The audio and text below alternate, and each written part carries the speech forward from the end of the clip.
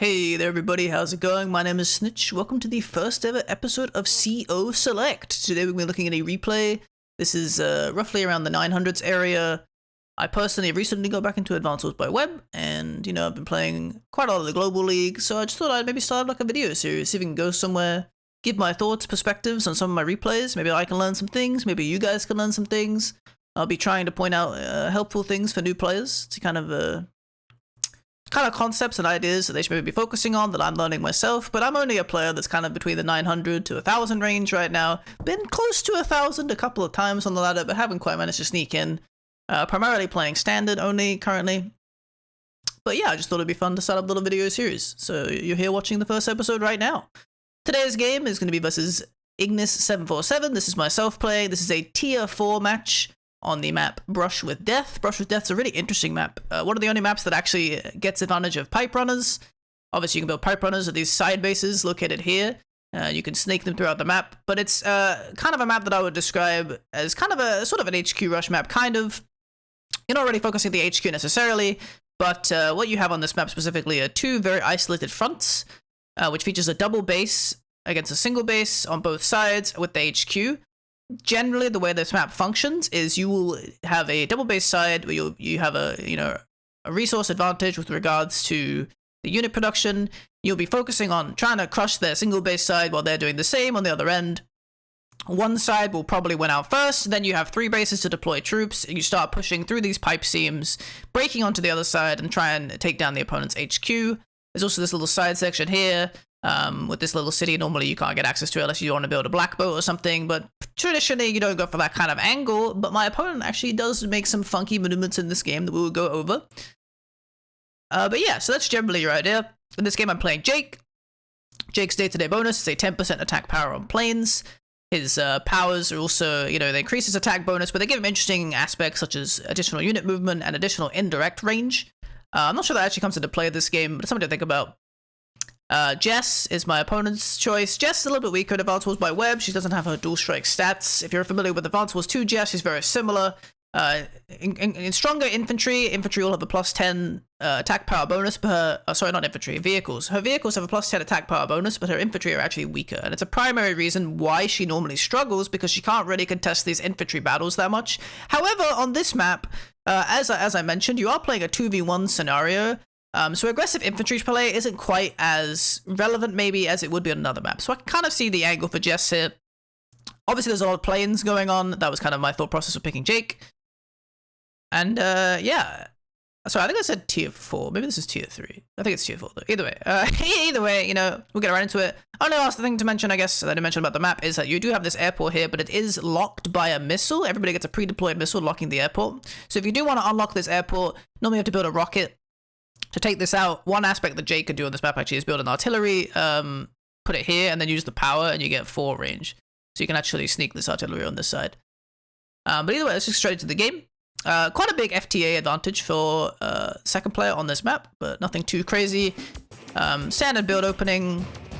Yeah, obviously it's not an actual advantage, but they just get a lot of free infantry. So infantry at all bases for me. See my opponent probably going for the same thing here. Ignis going for something similar, I'd imagine. Oh, hang on, I've messed up the replay and it's lagging. No, please. Yeah, just refresh, it's fine. Don't sweat it, guys. I find if you click too fast through this screen where it pops up their turn, it ends up super lagging it out. That happens, Alright, there we go. So they go for the comm tower cap here. This is kind of a first mistake I'd identify. Obviously this infantry is stationed on the comm tower for its start, but when it comes to comm towers, while they are very important, they obviously give you a 10% firepower boost that can be very relevant in trading. You should always prioritize income over the comm tower, because until you're actually fighting, the comm tower's bonus doesn't give you anything, whereas getting 1,000 gold per turn, 1 turn faster, can be very significant for your unit production. So you'll see my opponent just cap the comm tower here because that's where the infantry spawns, but in this kind of scenario, you should probably move the infantry around the side and go for the city straight away. Take another infantry to capture the port. Then you're getting 2,000 from this side, and that's kind of like the power of the first turn advantage infantry being placed here is to help you manage your income. So as soon as he goes for this comm tower cap, as soon as they go for this comm tower cap, it's already a little bit inefficient in regards. You don't need this comm tower this early. You should always be prioritizing cities. Outside of that, just standard movements. Again, aggressive movement here from the infantry to go straight for this double chain. Normally, you will want to go for every single income property within 3 tiles of your bases. You should always prioritize these first, because otherwise you're just going to fall behind on the income game. You won't be able to contest these aggressive properties as easily because your income will be delayed. You know, you won't be getting your tanks online as fast. You won't be getting anything as fast because you're wasting time moving infantry, as opposed to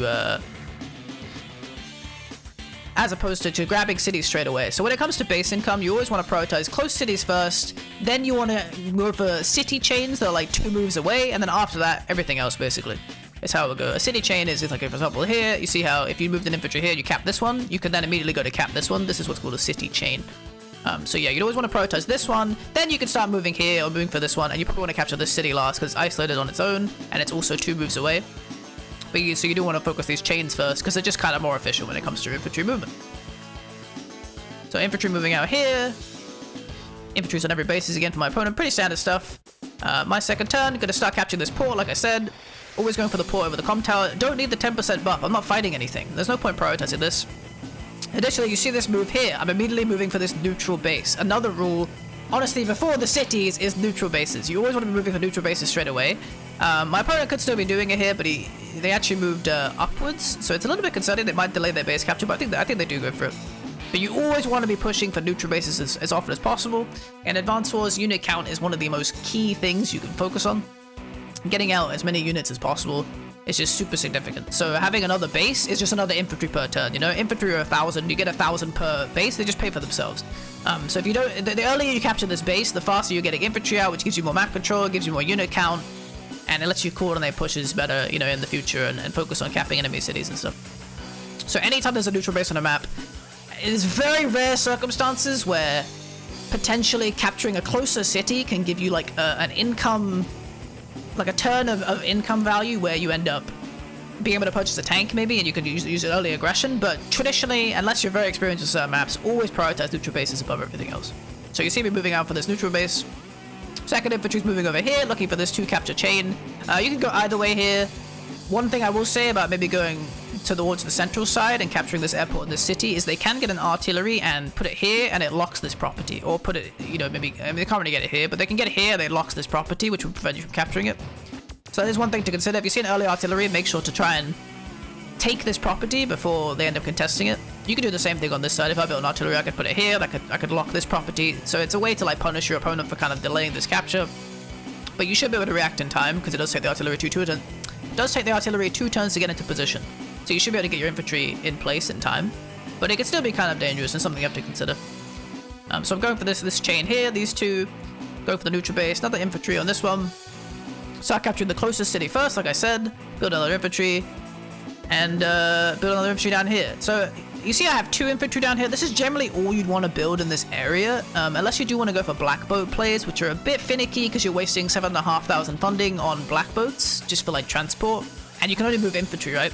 You don't really want to build a lander because that's like 12,000 funds. So much. So you pretty much only want to think about a black boat, but it's hard to like move your black boat anywhere that would be defensible, you know, because, you know, if I put a black boat infantry here, I'm behind 2 enemy bases, so that's just a tank and it's an easy defense, and you'll see that coming up later in the game. But I'm just saying, generally on this map, you want to like limit your infantry to 2 here. You only need like 2 or maybe 3 to capture everything if you want to be super efficient, but, you know, like I said, you don't need to capture the comm tower yet, so I'll probably end up moving, you know, I can move this infantry here next turn to be in range of this city, cap this, and then I'll get the comm tower 3 turns later, and it should be in time for any fights. So I don't just keep wasting money on this base, which isn't very relevant to the overall map state. The next turn coming up for my opponent. I have to be careful with how quickly I move. Okay, so they're going to be for capping this port. Very standard. They finished the comm tower capture, but like we talked about, not very relevant yet in the game. They do start capturing this these neutral cities, starting this chain, moving towards the base. They did make the right maneuver here, going for the base first. Very important stuff. This infantry is coming down for the airport city chain. And they actually put another infantry on this corner, which is what I just talked about, you know? It's like, what is this infantry going to accomplish? You already have infantry in place. Like, this infantry doesn't get to this city any faster than this one, right? So it doesn't really have anything to do here. It's kind of just a waste of 1,000 funding. Unless you're going to end up moving them off the island, which is very difficult. It's you know, very expensive and not really worth it. Again, they do move out for more aggressive captures. I'm assuming this infantry will go up for this chain. But they're delaying their income here. See, next turn I'm getting a plus 1,000 from here, and they won't be getting this plus 1,000 for a while. Obviously they're capturing this one, but their infantry are overall moving out a lot more actively than mine are. And we'll see how that affects the income game in a few turns, I suppose. More infantry at each base, very standard. You always want to build on every base when possible. Having a lot of infantry is very relevant.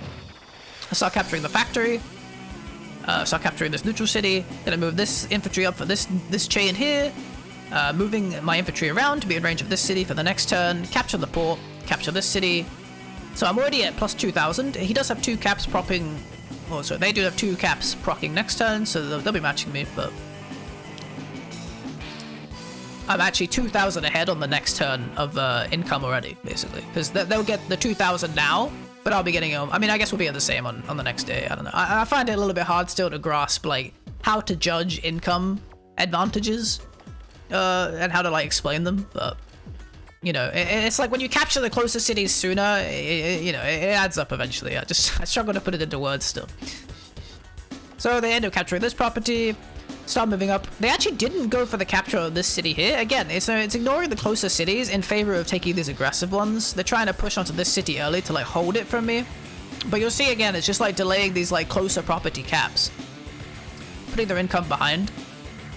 Does go for the closer city capture now. Building another infantry down here. Moves onto the airport to start the cap. Moves this infantry out on the aggressive left side. Gonna be capturing the base. Should finish the port. Yep. And starts moving this infantry around for the city. And this infantry comes down here. And they actually put another infantry in this corner. So now there's like 4 infantry sitting here. The 3 of them are just doing nothing, you know? It's just something to think about, I think. With regards to, like, where you invest your resources, like, yes, you should build on every base every turn, right? That's just how it works. But with regards to unit count. But you have to think about map-specific scenarios. And I think on Brush with Death, building from this factory every turn is probably not the move. So my next turn coming up here, I do have 10,000 on this turn. This will normally be the turn you build your first tank. Moving my infantry down here around. Gonna start capping the city. Moving in position to get the comm tower next turn.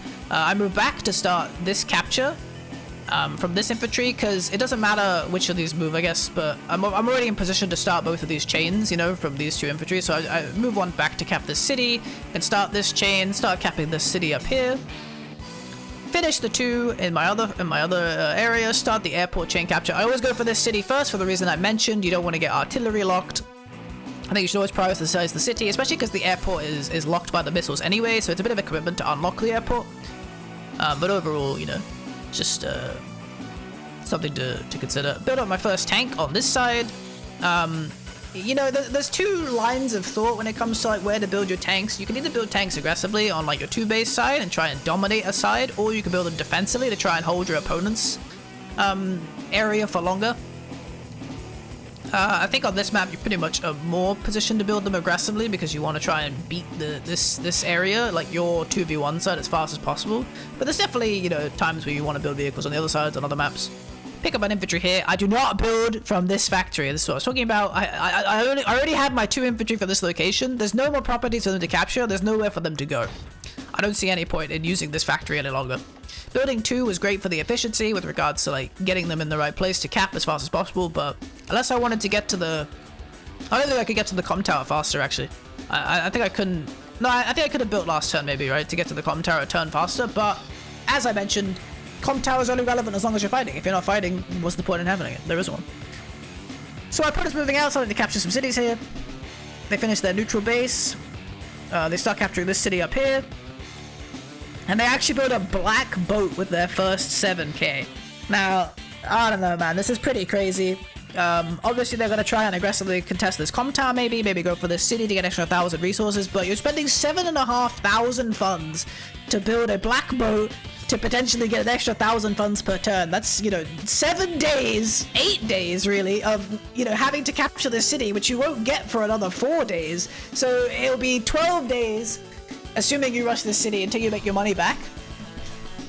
And you're also down a tank on the map. Like, the first tank can be so important. This is so much space, especially in the capture game, especially with Jess's weaker infantry. Not having a tank to protect your infantry on these captures, it can be really dangerous because it stops you from pushing out any further in this area, you know? It's not a threat immediately. You can build a tank next turn, but every turn you don't build a tank in response, your opponent has free domain over that area, you know? So it can be very hard to take control when you end up putting money into something like this, which is just very utility focused, when your opponent is getting tanks out on the board and having aggressive positioning already to be able to cover / harass your infantry. Cover their infantry or harass yours.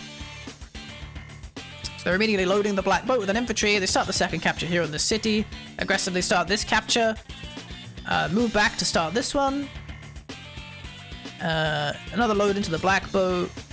And build infantry on this factory, but because of the Blackbird build, they actually can't afford to build an infantry here. Now, building it here is kind of whatever, but they're actually missing a purchase here. So that's another factor to consider, is this purchase is technically too expensive for their turn. You always want to be building on every relevant factory every turn, and by doing this, they actually take a bit of a unit count hit, because they end up missing a turn. Like, it's not expressed here because they had a big FTA advantage on this map, but you know, if you look at this side of the map, I already have 4 infantry to their 3. Obviously, it's a double base side, so they can catch up, but it's just so, you know, with regards to unit count, because of this purchase, it's very greedy because it blocks an infantry from you blocks from you building an infantry. So it's putting you behind on unit count on this side of the map. Yeah, and on top of that, it's just not a very relevant purchase anyway. So I'm going to go ahead and capture the city here, just moving out, capturing more properties. Pretty standard cap opening, nothing too crazy here. I move out my tank onto a HQ, threatening both of these infantry, and also another thing to consider is because they don't have a tank down here yet, you know, it's a big threat. It pretty much forces them to consider building a tank here. Obviously, it's in range to, you know, protect both of these in one turn, but it does mean that I get a free shot on either of these infantry each turn. This is the advantage of me building my tank first. I move into position. This base is 6 spaces away, you know, in either of these directions. It's not close enough to actually contest either of these angles, right? So if I hit from like here, here, here, here on these infantry, which I'm going to get a chance to because obviously they're going to finish their captures next turn. I'm just getting free pot shots at infantry here. That is just, it's, you know, it's annoying. It's harassed. It prohibits your infantry. You have to like either repair them or pull them back, or they just can't attack in the future. It's just really frustrating to deal with, and it's mainly because, yeah, I built my tank first, they built a black boat, and then I aggressively posture. So just gonna be capping the city here, finishing the cap, starting the comm tower cap, finishing that city, moving back, starting my properties on the top side. Building infantry here, and then I actually built a tank here, and this is in response to this black boat, and this is part of why it's kind of a useless investment, is the second I see this, I think, well, what can this black boat accomplish? Obviously I can reach these shoals, my comm tower here is neutral, getting, you know, 2-3 comm towers is a massive boon. I think my opponent wants to cheese my comm tower. So, you know, paying attention to their builds here, I see this black boat, doubled infantry, you know, loaded up. They either go for this city, which I'm not really fussed about, or they try and threaten my comm tower with the double infantry. So I just built a tank here, covers all of this ground entirely. There's no way the black boat can land and put infantry without me being in position to harass. And I'm feeling pretty confident about this area. So yeah, I'm just responding to like what I see them build and, you know, the mistakes they kind of make in their decisions with regards, you know, their unit choices. Where do they cap? So they finish these property cap down here, finish the south properties, and the black boat does move aggressively. Another starts the city cap.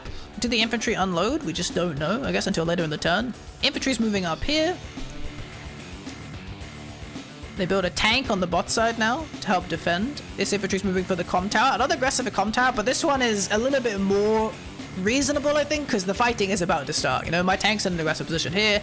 My tank's in a defensive position here. Fights could be getting going. But at the same time, like, are you taking any fights right now? The other thing to think about comm towers is they're not useful defensively unless you're Yavia, obviously. So you have to think, like, am I gonna be attacking? Because that's when comm towers are useful. Could my opponent be attacking me in like 3 days from now? It's pretty plausible. So I see the logic going for the comm tower here, but once again, you are delaying yourself funding by not going straight for the city that's within reach. So you do have to think a little bit ahead when you go for these aggressive comm tower plans. Like, going for this comm tower means you should be looking for fights in 3 days when you finish it. And yeah, both the infantry do unload here. So like I said, going for the aggressive comm tower push, but I've already got it covered, right? I already saw this coming. I built the tank here. Tanks are obviously always very useful anyway. I'm not losing anything by building a tank. It's not like, oh no, I had to build a tank. Tanks are your bread and butter units. You want tanks from every base that you can get them from. You know, if you can build 3 tanks a turn, do it. Like, yeah, now I've got this kind of side covered. So honestly, a bit of a misplay from my opponent to still try and push for this, seeing that I built this defensive unit, covering that area. But they do go for it anyway. I guess they had a game plan and just wanted to stick to it. Right, so I capped down here, I've got my comm tower right on time. See, this is what I mean. So I delayed my comm tower, and then I cap it this turn, and it's right on the turn where I'm about to start attacking. Whereas my opponent's been sitting on this comm tower for a bunch of turns, and has just kind of been delaying their income because of it. Go for this airport capture. Capture these top cities, got 2 popping here. Start moving my infantry out, move my tank onto the comm tower to defend it, and start attacking this infantry. Immediately this infantry's down to 3 HP. Finish this city capture. And then, yeah, like I said, I'm just going to move my tank here and take a free pot shot, because there's no counterplay. Like I said, they did put a tank here because I've started to pressure, but what are they going to do? It doesn't reach in time. Overall, this is just free damage, and this is kind of my win for A, building my tank before my opponent did, and then B, my opponent still pursuing aggressive captures, even though they're within my tank range, you know? Like, they know my tank's gonna move down, but they still went for these aggressive cities, which is fine. I mean, they got the properties, right? But they are gonna take a big hit on an infantry here as a result. And it's for free. I don't lose anything for doing it. And it does free me up to contest this property aggressively, because now this infantry is too weak to do anything, you know? If I didn't have this tank here, and capping this infantry could walk and attack me from the forest. I mean, it's just, but, you know, the principle applies, where they could attack me, delay this capture, more infantry could show up. I wouldn't be able to contest this property. But now, because I get this free hit, this property is fair game. You know, you don't want to ram into a full HP infantry with a 4 HP infantry. It's just an inefficient maneuver. I'll start moving my infantry up again, build a tank on my weak side to get a little bit of defense. Not that they have any actual tanks here, but I'm kind of preempting it, and especially because I already feel like this side's pretty covered. You know, I'm 2 tanks to 1. Obviously, this one is defending this location, but as soon as this is dealt with, and there's no way these 2 infantry can deal with this tank, obviously, so I've already, like, won this battle, you know, quote-unquote. I can move this tank over, and I have a 2-to-1 advantage, so I feel confident enough to start building a tank up here just to kind of defend my captures a bit more, especially if they decide to build a tank up here of their own, because they do have the 2 bases up here, so it's quite easy for them to grab one. And I don't know what the last thing I did was. What was it? Oh, I built an infantry over here. Key mistake here, actually, now it's going to be my next turn. I didn't attack this pipe seam with the infantry, dude. Like, if the game goes 100 days from now, I could be capping this city. Pretty critical error that I didn't go for that attack. Alright, my opponent is day 6. They do go for this attack anyway, but like I said, it's 6 HP to 8. You did 2 damage and took 4. It's just a horrible trade. It's even worse because they're Jess, but now this trade is even worse for them, you know, than it would be normally, and it would already be pretty bad. They move over to cap this city. They actually reload an infantry back into this one. They sack this one because it's already 3 HP, pretty much useless. This black boat's going to be going for this city over here. This infantry's moving down to get ready to get picked up in the future. They do go for this aggressive capture. And they start moving this infantry up to contest this property, but I have a big unit advantage here, and that's partially because of they're missing an infantry from this location. They should have 1 more, but because they built the black bow, they're -1 infantry from what they'd normally have here. They're actually missing a unit. So I actually have, like, you know, 4 infantry to 3 on this side. I mean, there's the 1 here and the 2 down here, but these 2 aren't going to reach the fight anytime soon. So I actually have quite a big unit count advantage, not even including the tank. This infantry moves up to go for this property, starts capturing the city, starts capturing the second comm. I mean, you understand the thought process that they're trying to assault my comm tower here. Even delaying it is very valuable, but I think as soon as you see the tank, you kind of have to give up and just accept that it's not going to happen. They move their tank up here. This is kind of an interesting square, because it doesn't actually threaten me. Like, my tank isn't within this range, but it does kind of threaten this infantry, I suppose, and kind of covers this if I go for an attack over here. They build another tank up. They build a tank up on this side, grab another infantry down here, unload for the city, and then they end their turn. So I'm now 2 tanks to 2 down here. Obviously, this tank's not. Oh, sorry, I'm 2 tanks to 1 down here, and I'm 1 tank to 1 up here. So I'm feeling confident about both fronts. I start moving my infantry up to go capture the comm, finish off this infantry, start moving down for this property, attack the infantry with this tank, just because, you know, there's no real threat. I guess, to me just moving back and holding this position. It still kind of threatens everything I want. I couldn't attack from this angle because the tank would have reached me. So I finish up the infantry with this tank, so I can continue to capture this properly safely. The only unit that can hit this infantry now is this tank, and obviously if they attack here, I just whack them back with my tank, because my tank is covering properly. So I'm not too concerned about that. Start moving my infantry down. Finish the airport cap, start capping this city. Not too concerned about this infantry threatening me. They could go for an attack to delay me, but overall I have so much numbers advantage here that I'm not too concerned about it. I'll just end up winning the war of attrition, and I'll get a bunch of kills as a result.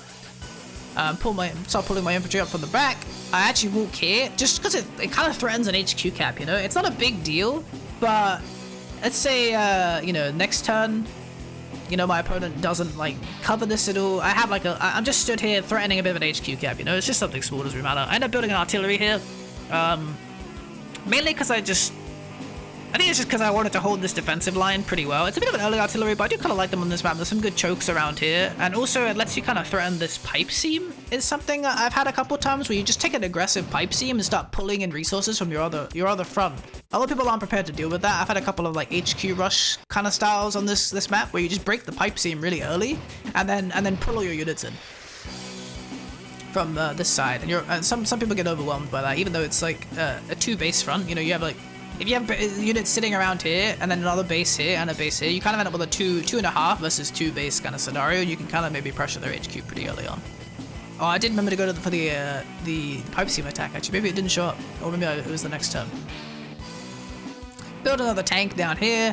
Now I'm 3-1 on tanks down here. That's just the end of my turn.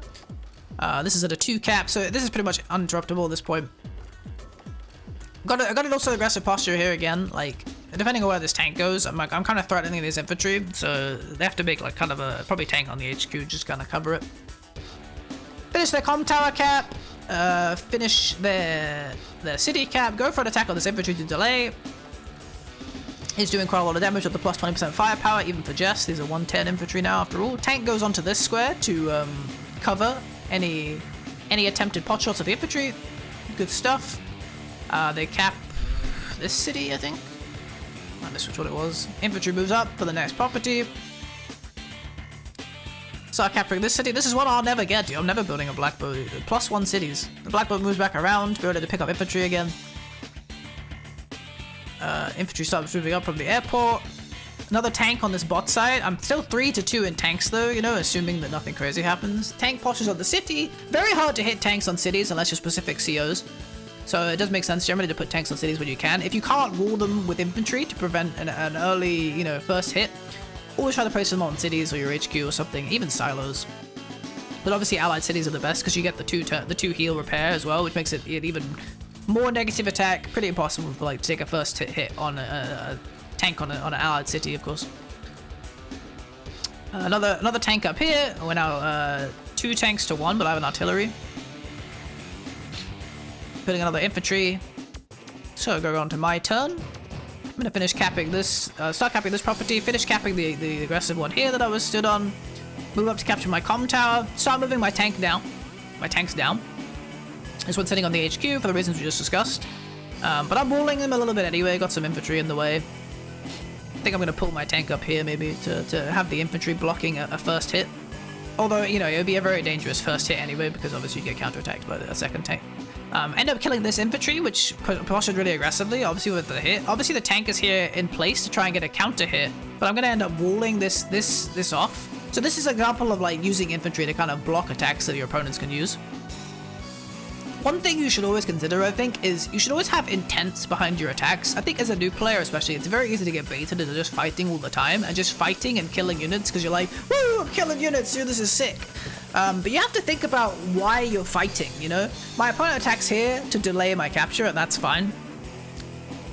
But at this point, now they're down in infantry, and they lost it for nothing, you know? They're just stalling this for 1 turn, but it's not gonna matter that much. So I think it's definitely something to consider is, like, thinking about why you're taking attacks a lot of the time. Where did that cap hit? Sorry, I can't see on the map. Okay, I finished this cap. So I'm moving my infantry down, and then yeah, I move my other infantry to just block this attack off. Now the tank can't get a counter hit here, and I wouldn't have a tank to cover it, right? Because if I built another tank, it'd be 1, 2, 3, 4, 5, 6. I can move the artillery, obviously, and it'll cover it a bit, but it's just blocking any attempt of a first strike that could be relevant. With my artillery down anyway, would be covering the tank regardless, but I'm just walling around my tank once I take this hit, and then any counterattack is going to be inefficient for my opponent, because they can only hit these infantry, and then if they hit the infantry, I move my tank in and I get a counter hit, you know, and then I get a much bigger value swing compared to them just hitting an infantry with a tank. Doesn't really matter. Build another 2 tanks down on this side and a tank top side. The triple tank build, baby, it happened. I had exactly 21k, build 3 tanks. Ooh, huge unit count swing. Or unit value swing, sorry. Being ahead at unit count is quite crazy as well when you consider that I was 2 to 4, I think, at the start. So I start at -2 unit count, and now I'm +3, which means actually I'm like +5 at the end of this day. But obviously it's my turn first, so my opponent hasn't gone yet. So we're now what, 4 tanks to 2 on this side, so a lot of 5 tanks to 2. So very scary for my opponent at this point. They start just capturing the properties that they're already contesting. Tank moves up and actually hits my infantry, but it's actually a one hit knockout. I didn't even know that, but yes, that's kind of wild. But it is super aggressive. Like, it's within 2 tank range. So while they do get a knockout, it's -1,000 for me, but this is definitely killable. And if not, it'll be very, very low. So this is very risky, aggressive attack from my opponent. And it's, again, you have to think about why you're attacking, you know? Yes, they knocked out an infantry, but what is it gaining for them here? Generally, when you attack, it's either, you know, I would say you have like 3 rules, like 3 default rules of attack. One is free hits. If a hit is free, you can always take it, assuming you're not going to get trapped or anything on the next turn.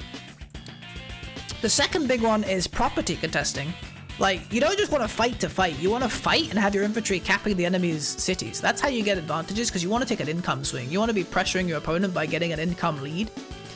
But here, you know, this infantry isn't in position to take this city or anything. I'm just going to fight this tank back, and I'm just going to get a tempo swing, you know? And I guess the third one is free important unit kills where you're jumping up in value, you know? Like, if you can kill a bomber with an anti-air, of course that's a massive value. Even if you trade the anti-air, you're trading 22k for 8k, you know? So I guess that's like the third big example of like a reasonable intent to attack. But here, you know, I mean, they have this second tank backing it up, but they're already going to take such a massive loss on this unit just by taking this aggressive trade. And it's going to be like a 1,000 for 7,000 scenario, you know? They load the black boat, put it here. Not really sure why. I guess it's just threaten this area, maybe. I mean, there are some shoals here, so they could kind of pressure this airport, I suppose. But I still have all these tanks around, you know? These infantry aren't going to get anything done because they're just going to lose to any tanks I have defending the area. Start moving their units up. The tanks come forward a bit. They go for another aggressive attack here. It is another one-shot, but it's the same problem, you know? This tank is within a double hit range. Like, this tank is pressured by 2 tanks. This one goes, you know, 1, 2, 3, 4, 5, 6. Hits this one here. This one goes 1, 2, 3, 4. Hits this one here. This tank is dead, and you traded it for an infantry. And I also have the unit count to block any counterattacks, you know? That it doesn't require you significant investment to get involved in. And I have more tanks in the back end ready to cover these tanks, you know? So it's just very aggressive trades from my opponent in areas where they don't have, you know, they don't have these advantages that they think they might. Build another tank down here, build one up here. Could be a third one. Yeah, they get the triple tank build as well. Feels good, man. Day 9. I'm feeling good about this turn, man. This is -14k. I get my caps. Make sure to cap my comm tower first. Don't forget this. You know, also 2 comm towers I think is the magic number to kill a tank on a city. That might be Von Bolt actually, like if you're against Von Bolt, but either way, maybe it's just 1 comm tower kills a tank on a city with a double hit. Either way, you know, just gonna go ahead and start counterattacking these tanks, you know? I take an 8-5, so I lose 2 HP, but I'm sitting on my city, gonna repair it anyway, and it's hard to counterattack me because I'm on my city. Moving my artillery up here, put this unit here to cover these tanks. This infantry is like blocking the way, so my tank, his tank can't reach my, or their tank can't reach my artillery at all. And also it's covering if they want to go for an aggressive attack. I don't know why they would, but they've already shown that they're interested in it, so definitely could happen. Start moving my tanks from this left side of this front, upwards a bit, go for this double hit on the tank again. I take a little bit more damage this time because the terrain's a little bit worse, but I do get the one shot. So I've traded 2k in infantries for 14k value of my opponents. That's how you have to look at it. So you have to think like, and the other thing is like, what did these attacks accomplish for my opponent? It's just -1 infantry, you know? They're not even really getting any value out of these hits.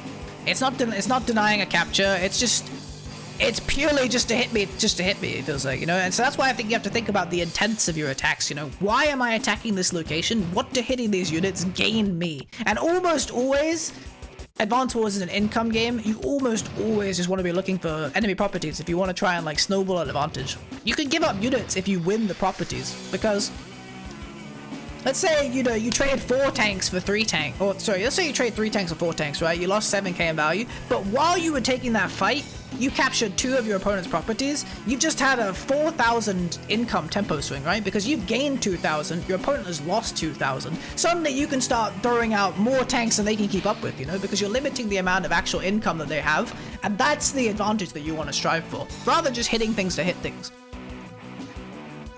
So I do end up hitting this infantry here. I take a first hit on this infantry here. Just try to get some aggressive attacks in, especially because it's a double comm tower map and I have both comm towers. First attacks, obviously in a turn-based game, especially like Advance Wars, first attacks are very strong anyway, but we get even more value because of the double comm towers. You know, my especially, you know, on planes, my infantry are 130% firepower right now because I'm getting 10% from my day-to-day, 10% from this comm tower, 10% from this comm tower. So I want to take first hits wherever I can, just because it's very effective. I move this infantry here, just a bit of a blocker. If they go for this infantry, their tank still can't path all the way around. 1, 2, 3, 4, 5, 6. Yeah, they can't path. It could path on my HQ to hit this tank, but it's in between 5 tanks then. But it can't hit this one and kind of end up maybe trying to set up some sort of scenario. I guess it wouldn't go for anyway, but just using my infantry in like blocking positions when I don't want to attack. Moving my other infantry down. Another tank being built up here. Another tank on this front. 6 tanks to 2 down here. It's extremely scary for my opponent, and that's mainly because they just threw a tank away. But yeah, it's also because this front, like I said, it's like the 2v1 front where it's very easy to pressure out this one in the long run. So my opponent's next turn, they move their tank up. They go for another aggressive attack, man. Like, just calm down. You're not winning anything. This is what you have to think about. It's also in artillery range. You have to think, what is this accomplishing? It's just knocking my tank down in HP, but it's not threatening any property. It's just throwing away 7,000 funds. And that's what I'm saying, where what is my opponent's intent? You know, they don't know really what they're fighting for. They're fighting because they want to fight. You know, they're like, oh, a tank that I can hit, I'll hit it, you know? Even when this trade obviously looks really bad with the artillery right here anyway. But they're not gaining any ground or pressuring any properties or anything. So they actually do move the black boat over here after picking up this infantry, drop 2 on my airport. A little bit scary, if not for the tank that I have right here. I was thinking again about the black boat being here, so I made sure to build the tank on this side rather than this side, because this obviously threatens both these infantry. But once again, these black boat plays just not really working out, because infantry on their own, they don't have any aggressive threat unless it's against other infantry. So as soon as I have a tank in this location, it's like, well, what are they gonna do? Die? That's pretty much their only option. Tanks moving up, take an aggressive shot at my infantry. Moving up their lower tanks here. Getting some trade back damage. They might move their tank in for an attack here, but again, you know, even though this might kill, yeah, it does knock out. It's still just, you know, and they go for a block, but I still have more tanks behind, so wasting attacks on this infantry, which I can get anyway with this one, isn't even limiting me that much. Do build another tank down here. Move up to get this first strike. Obviously, like I said, first strike's very strong. Obviously, Jess infantry are only 110, even with double comm towers, but when you have comm towers in the game, getting first strikes becomes even more relevant. They build 2 tanks up here, so another triple tank build. They do have 21k income per turn, so you know, that does make sense. Alright, so I move down to take out this infantry, like I said, good position on the river, get a double strike on this tank, which will obviously kill it. Then I move up my other infantry to pressure their infantry. I start capping this city. You see here, this is about attacking with intent, right? I could just keep railing these infantry, but to me, they're already kind of finished. They can't do any attacks, so I immediately instead I just go for the cap. Because when your opponent sees this, you know, and like I said, you're thinking about that income swing. They don't want to give this property up, so this immediately becomes the most important unit. Even if I have 5 tanks here, this is the one my opponent's going to see and say, this is actually what could lose me the game. Because as soon as your economy starts getting pressured and you start losing all your funding, that's when you start getting overrun by units. Even if your opponent pulls out, it takes too long and it's too much of an investment for you to rebuild infantry to try and capture these cities. That's turns where you're not dropping tanks or you're not dropping air units and, you know, the stuff like this. And then it's impossible for you to come back in the income game before your opponent could just start building these massive armies you can't deal with. So I just immediately started going for the capture here, you know? Obviously I'm at threat a bit, but wasting attacks on this infantry while I have all these tanks around, it's just giving me more space to kind of like push my advantage, you know? I start moving my other units up. This tank goes to defend this airport. Like I said, these infantry can't do anything when there's a tank here, so I just start, you know, railing on them, trying to limit them to how fast this can be capped. It's actually just completely impossible for this airport to be captured with the tank defending, as long as I'm hitting the unit on this airport. Even if there's a join cap, you just can't do it. It can't be done. So this play actually gets no value. My artillery takes out the tank here. Go for the hit here on this infantry, get a low roll, lives on 1 HP. Feels bad, man. End up taking out both of these infantry. Moving up my units. I actually make a little bit of a mistake here and leave my artillery in the open, moving this tank to be defended. I think I shouldn't have gone for as aggressive attacks here, maybe. And I could have postured my infantry to be a bit more defensive. But I end up moving my tank here. And while the artillery isn't covering this, it is blocking my artillery from being hit and will just keep my artillery alive. And I can bring up another tank to kind of cover this tank along with this one. I have enough counter hits that, you know, even though I might lose this unit, I guess I just felt it was better than giving up the artillery, but overall it's just a positioning error on my part that made this a bit scary. Moving my tanks down here, just getting some pot shots off on infantry, getting some hits. I guess this position's a little bit aggressive because it's a double hit, but you know, I have enough tanks, I think, to like counter hit any double hits. I think I shouldn't have moved it here. I should have had it I probably should just double hit this infantry, because this one, the only unit this tank could hit, I guess, was would be this one, if not the infantry. But at the same time, you know, I am thinking like, this is what my opponent wants to hit. If they waste the tank attack hit here, the tank attack hit, damn, I am getting kind of that extended value of capturing this property, right? If they don't hit the infantry with this tank, I'm gonna get this property in 2 turns, and then I'm you know, in my mind, I've won the battle because I'm coming out ahead in the economy, you know. I'm not throwing away an insane amount of units. Any trades that they go for, I'll be able to trade back because I have such a tank advantage. But this is the most important thing, like I said. End up putting a tank on the top side, double tank build on the bot side. Pretty standard stuff. Black boat moves away. They go for the cap with the other infantry, but like I said, it's just never going to happen. It's just, you know, I already did 6 damage here. Mathematically, it can't be done, but they're just trying to pressure this airport. The problem with this play I see is that this airport isn't doing anything anyway because of the missile lock. It's already not getting any value, so you're kind of just contesting a city here. It's not like the fact that it's an airport makes it any juicier. It's still just a very low value play. They go for the attacks on my thing. They actually break this infantry, which lets them get to the artillery, like I said. Bit of a mistake on my part. Honestly, looking at it, I think going for this artillery is a mistake anyway, because it's already not really covering this tank. I think you should have just taken the free tank kill. They are trading back when they can. They get a first hit on the tank anyway, so it is going to be a lot weaker, but a 3 HP tank is still a 3 HP tank. It still can get some finishing hits on enemy tanks. Kind of seeing the ramifications here of me dealing with the fact that they have 2 bases to my 1. Even though I had a unit advantage earlier, it's just so much easier for them to build a bigger one in the long run. Build another 2 tanks on the top side. My opponent goes for this first hit here. Do they go for the second one? No, they actually just first hit as many tanks as they can, which is fine, but also, you know, they hit this infantry, but doesn't actually delay this capital. And they built a recon. I guess it's just because they ran out of money. You could say this is a mistake that stems from the fact that they built these 2 tanks before they finished fighting this front. I think it's just good advice in general to always build at the end of your turn. Like, I think this mistake stems, like, having a recon here instead of a tank is just super negligible, you know? It's not going to pull anything off. Even though it's Jess, it's just not going to accomplish much. And I think it would have been better to have like a tank, an infantry, and a tank. But because they already built the 2 tanks here, but maybe without paying attention to their actual amount of funding, obviously they only have 6.1k left, right? So their options are mech, recon, infantry. So that's why they end up building the recon, I assume. But I think it just stems from the fact that they kind of like, they rushed into building these units before thinking about this front, and they hadn't fought this front yet. So you should probably just always aim to build at the end of your turn. So my next turn, supers are both online for both of us, but when it comes to powers, very often, especially if you're winning, the game can very quickly become who hits super first. I don't think there was much of a way for my opponent to stop my super in this game, or to like reconsider it, but you know, I guess it's just how it is. But there's often games where you can consider how much damage you deal to your opponent with regards to how much power you give them, and it can make a big difference. So I'm going to pop my super here. Walk down here, 7 damage on a city. Like, Jake, power, this is like plus 30% damage on planes, I think, plus 20%, so my tanks are 150 on planes. gonna use the 4 HP tank to finish off this tank. Put this one over here. This also blocks off this recon from reaching this captured property, which you have to assume was the intention. 7 to 8, and I do 70% and take no damage back. Like, just the power of the super here is just so influential. I end up capping this property here. Same thing. What am I fighting for? I'm fighting for these properties. You know, even though we're having all these tank battles, my infantry is still here trying to capture the cities, and that's the win that I'm going for. Winning the fight isn't as important to me as winning the economy in the long run. And that's most of what you should be thinking about.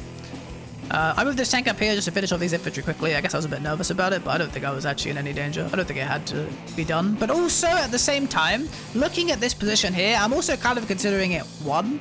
I think it's very hard at this point. My opponents lost all their tanks. All they have is a recon. If this was a tank, you know, I maybe would still be a little bit nervous, but this is a recon, which has no damage threat on any of these units. So I already kind of consider this side one at this point. And I would imagine my opponent either has to make a big economic sink to defend this area, such as building a medium tank, which would like hold all these tanks, but is a massive economic sink in regards to like 16k on this side and doesn't get the cities back. Because like I said, I'm playing for the cities, right? Even if they build a medium tank here, I'm getting the cities, and you can't get that back with a medium tank. You know, you can fight for positioning, but the medium tank can't recap. So even if they make a massive economic sink, I'm already winning what I wanted to win, which is the properties. So I can take an, you know, an overall economic advantage. End up going for some attacks here. Oh yeah, my artillery got +1 range, which let me hit this. That's something you always have to think about, Jake. This is actually a one-shot plains tank on road. Get another kill here on the next tank. Go for this infantry here. Just using these tanks, even though they're low, I'm mainly just using them to block. I don't want to waste the turns healing when I have all these tanks and this artillery in the open, so I'm just using them to block the counter hits coming in. But obviously Jess's super gives her a lot of movement, so they might not be that effective anyway, but I'm basically just trying to like wall units in the way. I actually take this hit as well. It's a 6 to 10 and it ends up at 4 or 5. Like the plains infantry are just murdering.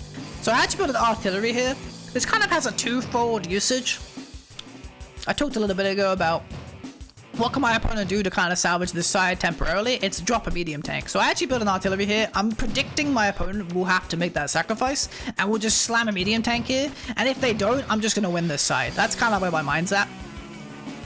So I built the artillery preemptively to like counteract a medium tank build, because artillery are the cheapest option. You just surround the medium tank with infantry or tanks of your own, and you put the artillery in range, and you just, you know, you kill it in 2-3 turns, and you get a massive value, because this unit is 6k and a medium tank 16k. Artillery is the go-to counter. If they don't build a medium tank here, this lets me put the artillery here and just break this seam. Then I can start pulling all my tanks in from this side to help out with this situation, which, while it isn't, I'm in a better position over here than my opponent is down here, it's still a little bit scary, you know. There's a bunch of tanks coming, there's going to be a Jess super next turn, there's 2 bases to 1. You know, once I've deemed this side 1, my mindset immediately switches to, I'm going to need to break this seam to help out this side. So the artillery is also the fastest way to break seams. If I don't build a medium tank, I'll just put this artillery over here to start breaking this pipeline. So it's kind of a twofold advantage. Put on infantry. My opponent's next turn, obviously they're going to pop super here, almost certainly. They kind of have to. Look at the economy, or the unit value difference at this point, you know. I'm 10 units ahead, and again, I started at -2, so I'm up like 12, I guess, you know, realistically. Almost a 40k difference in unit value, but obviously their super hasn't gone through yet, so that will definitely be different the other turn. Overdrive comes out. See, they're still going for this attack, you know, trying to stop this capture, because they do recognize what I'm doing, you know. They recognize that I'm not fighting just for the units, I'm fighting for the cities. That's what matters, you know. This, as I say, every enemy property you capture is a 2,000 funding swing, because you gain an extra 1,000, your opponent's losing 1,000. So capturing an enemy city is a massive swing, especially when you get, you know, 2 cities, 3 cities, 4 cities. It starts accelerating massively. So my opponent recognizes what's going on. They're not oblivious to it, but, you know, it's not enough damage. I'm still going to get this next turn. They're losing these buildings too fast. They move this infantry up here because the recon's going to come in and attack this. Just trying to delay these captures as best as they can. It's like it's so sad. There's only 7 damage. It's like a Jess overdrive recon with double power, and it does 7 damage to the infantry. How sad is that? They do end up finishing off this infantry with a double attack from their weakened infantry. Moving their units up. The tank comes up. Like I said, the movement is just insane. There's not much I can do about this. They're just breaking my weaker tanks. Just moving in, finishing the artillery. They're gonna go for as many first hits as they can, I think.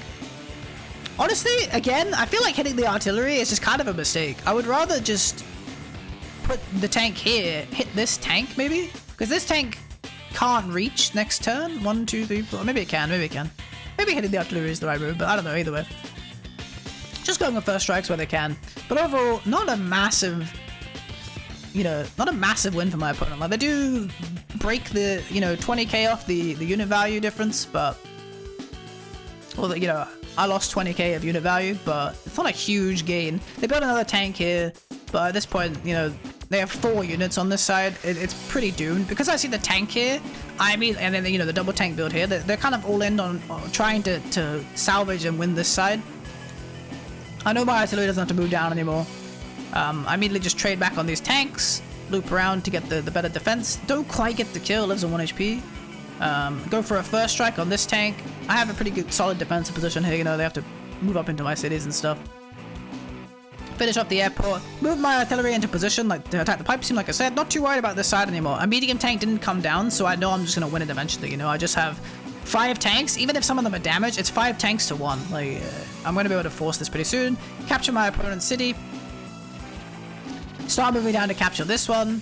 Capture this one again, even though it's 7, I'm still gonna, like, go for the cap every turn. Finish off this recon with 2 of my tanks. I have to go for the infantry here. If this was knocked out, it would have been really solid for me, because I could have joined my units to pressure this city cap next turn, but sadly, did have to use the infantry to attack. Just picking off their units here, using my weaker tanks, where appropriate. They're down to just 1 tank on this side, this side's a total disaster at this point. They're pretty much done for. Like I said, they did have to build a medium tank. I actually built another artillery. I'm still predicting just a medium tank to come out, because it's like the standard response to when it's a complete disaster and you just want to stall aside, you just drop like a medium tank and you just hope that it holds for long enough. So I'm still building artillery just in case of this, like, potential threat. So my opponents still go for the attacks up here. Honestly, at this point, it's pretty much resigned territory, I would say. I think a lot of players would resign by now because this side is such a disaster and you're just going to be so behind on the economy game because you're not winning this side hard enough, comparatively. But my opponent does choose to play on. They do go for another aggressive attack. I build another tank to hold the base. Load up some more infantry on this black boat, and I guess they're coming from this angle instead, trying to capture my cities from behind. They do have a bunch of weak tanks at the front, going for first strikes on my tanks here. It's good stuff, they could get focused on trying to just kill tanks, but instead they are trying to weaken all my units instead. And they've only now just started capping these cities, but the infantry is so weak from all the fighting that's gone on that it's not even a particularly pressing threat. They have actually had a 1,000 economy lead over me the whole game because they've had this city that I couldn't capture, which I think is kind of funny. And I guess the game went long enough that they made their money back on the black boat. But was it worth the early losses down here? Probably not. So, next turn. It's a little bit nerve-wracking up here at this point, but nothing too insane, I'd say. I move my tanks down. I see a window where I can pressure this base. And the moment you see that you can open up a base, you obviously go for that move. I move my tank onto it to block it next turn. This side is totally done. I block this tank in so it can't pick and choose what it wants to attack. It has to hit this 3 HP tank, which is like the least efficient way. Start capturing all these properties. I'm still moving my full HP infantry down. I think at this point I could just kind of give up. I move my artillery up as well just to kind of threaten this pipe seam even more. And get more units to move over onto this front to help defend. Because at this point, while this is a bit scary, I'm about to blow this seam open and then all my units can pour in from the left side as well. Where I have just 3 bases soon and just, a bunch of units coming. Finish off this tank, and then I do exactly what I just described. I just drop a medium tank, This base is kind of under threat. Not really that much, but these 2 tanks are in range. I can't really do anything to damage them, so I just build a unit that can't die. These tanks can't kill this unit. This completely slows off my opponent's push. And the thing about my opponent's push is what have they been looking for? It's mainly just damage on tanks, They aren't capturing any properties. So they're not actually winning anything here because none of my buildings are under threat except this one, and this isn't done for 4 turns. So, you have to think, what is my opponent gaining here? The answer is just not much. So I just drop a medium tank to hold this position. Build more infantry, move my tanks up defensively, Just try to hold while I break this seam so I can bring my other units in. My opponent capturing this building, trying their best, finishing off some tanks where they can, moving their units up. But at this point, you kind of have to disengage, I think, because otherwise this medium tank, like, it's just immediately getting value. I'm just going to OHKO all of these tanks, if they especially if they stay on the plains. You know, now they start capturing the properties, but these infantry aren't full HP, so it's an extra turn. And now they have this medium tank. It's so much pressure. You know, all these tanks are under serious threat, and the infantry won't be able to hold the position anymore because it just took too long for my opponent to get onto the squares that matter. They actually built a medium tank here to try and counter my medium tank. This is the really expensive option, especially because medium tanks are so slow. It's very hard for them to move all the way to the aggressive front. Traditionally, you know, you want to build artillery instead, honestly, because it's much cheaper. You can build like an artillery and a tank, you know. But I guess they have two bases to worry about now because this one is blocked, so maybe it makes sense. Either way, normally you want to go for artillery because it's just a safer, easier option to deal with medium tanks, but I guess building another medium tank is also fine. They do drop the infantry here to try and pressure these caps, but I'm not really concerned about these cities at this point. I'm more concerned about... I already know I have an economic advantage from winning this side. I'm more concerned about just shutting down this push and winning this fight. Taking good trades where I can, finishing off these tanks. I do break this seam. I don't know why it doesn't show. That's kind of weird. This is actually broken. I must have hit it with one of the artillery. Maybe it was last turn. I don't know. I guess it missed the thing. Maybe I can refresh and it will not blow up. I guess maybe pipe seams are just bugged. I'm not sure. Either way, I finished the pipe seam either on this turn or the last. Start pulling my infantry in, finish this cap. Or my tanks in, sorry. Finish this infantry. Get another tank on the city, get a good first strike. My artillery moves in. This is a little bit of an aggressive positioning, but at the end of the day, like, if they're focusing on my artillery, they've already lost, right? It's kind of how I feel at this point. I got the tank trapped down here, moving my infantry in to capture all these cities, get position, finish off the tank. They have no units on this side. This side is completely dominated. Just capturing all the cities slowly at this point.